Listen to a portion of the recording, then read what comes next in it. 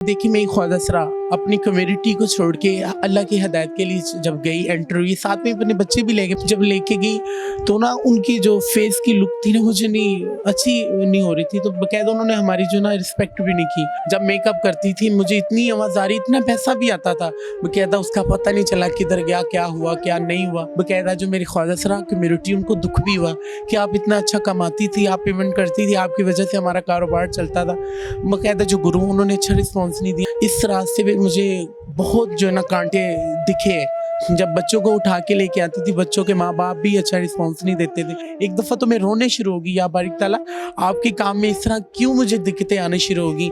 घरों में गाली भी लेना पड़ता है, लोगों से भी लोग गलत निगाह से भी देखते थे। खुदा के वास्ते प्लीज़ इन बच्चों की हेल्प की जाए। अस्सलाम वालेकुम, डबल एम न्यूज़ हब के साथ मैं हूं रेहान हैदर। नाजरीन, आज मेरे साथ एक ऐसा शख्स मौजूद है जिसने अपनी रंगीनियों भरी ज़िंदगी को खैराबाद कह दिया और बच्चों की दरस व तदरीस का सिलसिला जारी कर दिया। मेरे साथ एक ऐसा ख्वाजा सरा इस वक्त बराजमान है, बैठा हुआ है, जिसने डांस पार्टियाँ, डोल ढमक्के, तमाम अयाशियाँ छोड़कर अपनी ज़िंदगी को जो है वो अल्लाह की राह पर गामज़न कर दिया और अपने घर को तोड़कर मस्जिद बना दी और अब बच्चों को दर्स कुरान दे रहा है। किस तरह से ये ज़िंदगी में तब्दीली आई, इन्हीं से जानेंगे। अस्सलाम वालेकुम। वालेकुम अस्सलाम। क्या नाम क्या आपका? रशीद ख्वाजा सरा मेरा नाम। रशीद भाई, माशाल्लाह आप एक बहुत ही खूबसूरत और नेकी का अमल कर रहे हैं। सबसे पहले तो ये बताइएगा कि ये ज़िंदगी में इतनी बड़ी तब्दीली किस तरह से आई? देखिए कोई भी मुसलमान है, चाहे वो मुस्लिम किसी भी कम्युनिटी का हो, देखिए वादा शरीक का कलमा पढ़ने वाला हो, ये जज्बात देने वाली वो ये ज़ात है। तो एक दफ़ा मैं इस तरह एक फंक्शन करके वापस आई, तो इवेंट करके जब मैं वापस आई मैंने ड्रेसिंग की हुई थी, मुझे नींद नहीं आ रही थी, तहज्जुद का टाइम हो रहा था, मेकअप किया हुआ था मैंने। तो बाकायदा अल्लाह जब हिदायत देता है, हमारे माशाल्लाह मौलाना तारिक जमील उनके बयान लग गए, मेरे दिल को बेचैनी सी शुरू होगी। बाकायदा मैंने उनका बयान सुना तो इंशाल्लाह मैंने कॉल किया वादा शरीक कि मैं अल्लाह की राह पे चलूँगी। तो इंशाल्लाह फिर इस तरह एक जज्बा बन गया। रमज़ान भी खैर से आ गया, फिर बच्चों को भी लेके मस्जिद में जब गई, पहले इलाका की मस्जिद थी, तो तब मुझे अच्छा रिस्पॉन्स नहीं उनकी तरफ से मिला। कैसा रिस्पॉन्स था? इस तरह के देखिए मैं ख्वाजा सरा अपनी कम्युनिटी को छोड़ के अल्लाह की हिदायत के लिए जब गई एंटर हुई, साथ में अपने बच्चे भी लेके, मैं भी खाना बदोशी हूँ, झोंपड़ी में रहने वाली। जब लेके गई तो ना उनकी जो फेस की लुक थी ना मुझे नहीं अच्छी नहीं हो रही थी। तो बाकायदा उन्होंने हमारी जो ना रिस्पेक्ट भी नहीं की। तो फिर मैंने कोशिश की कि अपने घर को थोड़ा सा पीछे करके तकरीबन ये बच्चों को हम कुरान की तालीम और साथ में ये बता आपको मस्जिदें भर जाती रमज़ान में, तो इस तरह का कुआ जब बन गया तो मस्जिदें भर जाती। तो बच्चों को इकट्ठा करके मैंने थोड़ी थोड़ी ईंटें चीज़ें लेके ये मस्जिद तामीर की। जब मस्जिद तामीर की अल्हम्दुलिल्लाह तकरीबन 3 साल से ये काम शुरू किया। अल्लाह ने बहुत जज़ाए खैर डाला। बच्चों का एक जहन भी था, बच्चों ने मिल के कल में दिन की जो मेन राय थी वो जब चलाई तो मेरा दिल जो खुश हो गया। बाकायदा जो मेरी ख्वाजा सरा कम्युनिटी उनको दुख भी हुआ कि आप इतना अच्छा कमाती थी, आप पेमेंट करती थी, आपकी वजह से हमारा कारोबार चलता था। बाकायदा जो गुरु उन्होंने अच्छा रिस्पॉन्स नहीं दिया। मुझे क्या कहते थे वो? कहते ये काम को क्या करना है, आप अपना रिस्क कमाएगी, आपकी ज़िंदगी लाइफ अच्छी है, आप अच्छी हैंडसम है, आप अपना कारोबार करें, डांस करो। ये बाकायदा जब अल्लाह हिदायत देता है ना, हर काम छोड़ के ये रास्ते चुनने पड़ते हैं। इस रास्ते पे मुझे बहुत जो है ना कांटे दिखे। जब बच्चों को उठा के लेके आती थी, बच्चों के माँ बाप भी अच्छा रिस्पॉन्स नहीं देते थे कि आप ख्वाजा सरा जेंटली हमारे बच्चों के पूरा असर ना पड़ जाए, ये इस तरह हो जाए, ये मतलब काफ़ी बातों का ना मुझे सामना करना पड़ा। एक दफ़ा तो मैं रोने शुरू होगी, या बारिक ताला आपके काम में इस तरह क्यों मुझे दिक्कतें आने शुरू होगी। फिर मैंने जज्बा जो अपना हराया नहीं, फिर कोशिश थी ना मेरी वो चलनी शुरू होगी। बाकायदा इस तरह के वकूवे, घरों में गाली भी लेना पड़ता है, लोगों से भी लोग गलत निगाह से भी देखते थे। बाकायदा मेरा ईमान सही था, मैं अपने काम को लेके चलती रही। अब इस तरह का भी होता है कि ना काफ़ी दिक्कत भी हो तो ना फिर भी मुकाबला। बाकायदा इन बच्चों ने मेरा जज्बा हौसला बढ़ा। मुझे अभी आपने इंटरव्यू से पहले बताया कि आपने इमाम साहब रखे हुए थे जो 5 वक्त इधर नमाज पढ़ाते थे, तो वो छोड़ गए। उनके छोड़ने की क्या वजह बनी? वजह ये है कि आपको पता है कि गर्मी में बैगिंग नहीं हो सकी मेरे से, आपको पता है कि इतनी गर्मी होती, लोगों के घर भी खड़काने थे, वो भी मतलब कोई तो इस तरह के 10 रुपये दे के भी बुरा कहते हैं कि आप क्यों आ जाते हैं दोपहर का टाइम में सोने दो, ये वो, इसलिए मेरे से पैसे नहीं दिए गए। तो वो कारी साहब हमें छोड़ के चले गए।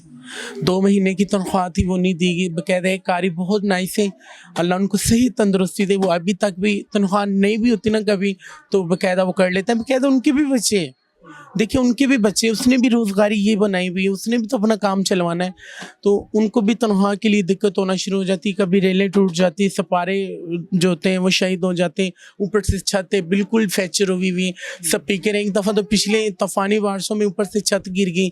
छत गिरने की वजह से हमें बहुत मुश्किलों का मुकाबला करना पड़ा। किस तरह से ये सारे मामलात मैनेज करते हैं आप? ये एक मैं ये खुद दस रहा हूँ कि 80 बच्चा कुरान पाक पढ़ने वाला है। 81 बच्चे माशाल्लाह आपके पास पढ़ने आते हैं। जी, यहाँ पे 81 बच्चा कुरान पाक पढ़ने वाला है, उसके साथ अहले इलाका के बच्चे भी आ रहे हैं, वो भी पढ़ रहे हैं अल्हम्दुलिल्लाह, कि मुझे बहुत अच्छा लग रहा है।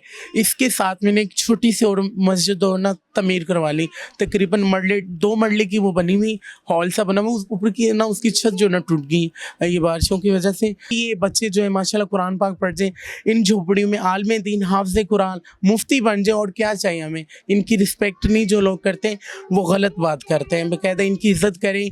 ये भी कलमा नबी का पढ़ने वाले, चाहे भी झोंपड़ी में रहते हैं, तो आप महलों में रहने वाले देखिए, जब मस्जिद में जाते हैं वहाँ पे ये नहीं देखता चाहे वो ऊपर है या चाहे नीचे है, सबको एक जगह पे अल्लाह ने बिठाना है, वहाँ पे नमाज पढ़नी।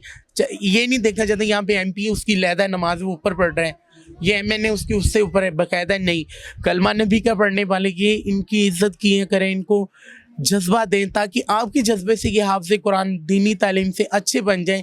इनको कलमे की ज़रूरत है, इनको कुरान की ज़रूरत है। देखिए ये कैसी बच्चा है ना, यहाँ पे पढ़ने के लिए आता है। कुछ यहाँ के बच्चे जो स्टूडेंट बच्चे ना वो भूखे होते हैं, जिनके माँ बाप ज़ईफ़ हैं, वो काम नहीं कर सकते, फिर आते हैं, आपा हमें भूख लगी हुई। मैं भी बैगिंग करती हूँ लोगों से, थोड़ी थोड़ी चीज़ें इकट्ठा करके इनके लिए कोशिश करते हैं इनको खाना भी मिले। 81 बच्चा है पाकिस्तान में, तो इनको खाना ना मिले तो ये तो अफसोस की बात है।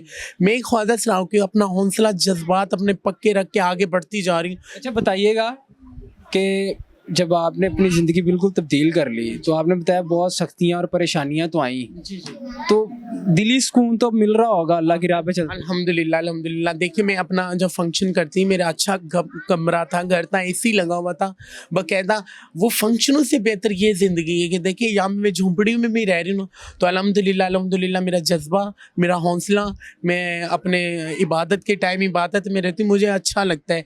दूसरी बात ये है कि मैं जब मेकअप करती थी मुझे इतनी आवाज़ आ रही, इतना पैसा भी आता था, बाकायदा उसका पता नहीं चला किधर गया, क्या हुआ क्या नहीं हुआ। बाकायदा अल्हम्दुलिल्लाह यहाँ का जो मैं बैगिंग करती हूँ, दिन के रास्ते में जो भी होती है टेंशनें मेरी, वो इंशाल्लाह बेहतर हो जाती हैं। कि मेरा जो टेंशनें बड़ी हुई थी, इन 81 बच्चों के साथ मेरा इस तरह का दिल लगा हुआ है, यकीन से जैसे मैं अपनी फील्ड में रहती थी इस तरह का मेरा दिल किसी के साथ नहीं। ये छोटे छोटे बच्चे जो स्टूडेंट मेरे साथ होते हैं, मेरे साथ अच्छा दिन जो सेलिब्रेट करते हैं, मुझे बहुत खुश होते हैं। साथ में ये कि जो कुरान पाक पढ़ते हैं ना, यकीन से देखिए ये झोंपड़ी में रहने वाले लोग इनके ऊपर फतवे लगाते हैं, ये बुरे, ये फलाना, ये नहीं कहना चाहिए। अल्हम्दुलिल्लाह यहाँ पे बच्चे हैं जो हाफ़िज़े कुरान हो रहे हैं। तो बताइएगा कि क्या तरीक़ेकार है, अगर आपको कोई डोनेट करना चाहता है या आके देखना चाहता है तो उसका क्या तरीक़ेकार है? अपना नंबर वगैरह दे दें स्क्रीन पे। जो भी साहिब इज़्ज़त जो भी देख सकता है, ये अल्लाह का घर है, हमारे नबी का, ये सुन्नत नबी की। यहाँ पे देखिए जो हस्बे तौफ़ीक है, ये अल्लाह का घर है, इसमें डालें ताकि ये बच्चों को भी दिक्कत ना हो। इनके माशाल्लाह अब कोशिश ये है कि रेले भी टूटी हुई वो लेनी है, सुपारी लेने हैं, ऊपर से ये कि इनके जो यूनिफॉर्म की कोशिश कर रही हूँ कि माशाल्लाह एक साफ़ होना चाहिए। देखिए बच्चे झोपड़ी में रहते हैं, बाहर घूमते हैं, मट्टी से बिल्कुल ख़राब कपड़े हो जाते हैं, तो मेरी कोशिश ये है कि एक छोटा सा इनके लिए सेफ़ हो, नंबरी हो, जिसमें इनकी यूनिफॉर्म हो और अपने नाम पे इनके लिखे हों। शायद जब आएंगे बच्चे, ये जिसका नाम उसको यूनिफॉर्म मिल जाए, तस्बीहें हों, टोपियाँ हों। ऊपर से ये देखिए छत बिल्कुल ही फ्रैक्चर हो चुकी है, बारिश की वजह से यहाँ पे 2-2 दिन कुरान पाक नहीं पढ़ा जाता, नमाज नहीं पढ़ी जाती। मेरी रिक्वेस्ट यही है, मेरी प्राइम मिनिस्टर से भी है, मोहतरमा मरियम नवाज से भी है।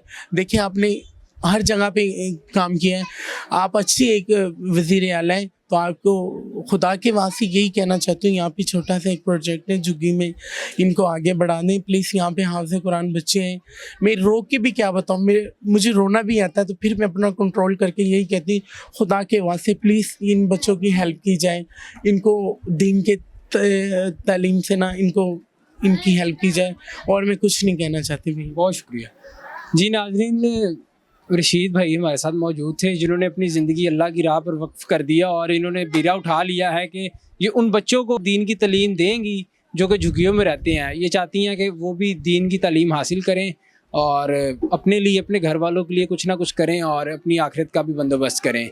इनका नंबर स्क्रीन पर मौजूद है, अगर कोई मुखय्यर हज़रात इनसे रब्ता करना चाहते हैं तो बिल्कुल कर सकते हैं, रब्ता कीजिए। अगर आप कोई वेरिफिकेशन करना चाहते हो तो आप पर्सनली इनसे आगे मिल भी सकते हैं, डोनेशन दे सकते हैं। अपनी राय से भी कमेंट सेक्शन में कहा कीजिएगा। हमें दीजिएगा इजाज़त। अल्लाह हाफ़िज़।